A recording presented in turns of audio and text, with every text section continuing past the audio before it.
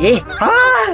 भने किन आत्तिएको भने के बरु तँलाई म त बुढे मास्टरले आनौला भनेर नि कहाँ बुढे मास्टर जतिखेर पाए त्यतिखेर आउँछ त मेरो बाउ आयो भने त आइफोन लग्दैन होइन त के हेरिरहेछस् ए टिकटक हेरेर पो बसिरहेछ तँमा पैसा कमाउने आइडिया गर्ने हो के पैसा कमाउने सुन एउटा हामीले गाडीको प्रमोसन गर्ने गाडीको प्रमोसन हामीले साथीहरू यदि तपाईँहरू पाथिभारा मातालाई सच्चा मनदेखि माया गर्नुहुन्छ भने भिडियोलाई एक लाइक गरी च्यानललाई सब्सक्राइब गर्नु होला कसरी गर्ने त नि फेरि अनि के आइडिया पनि छैन छ नि आइडिया मसँग छ के तँ डाइरेक्टर बन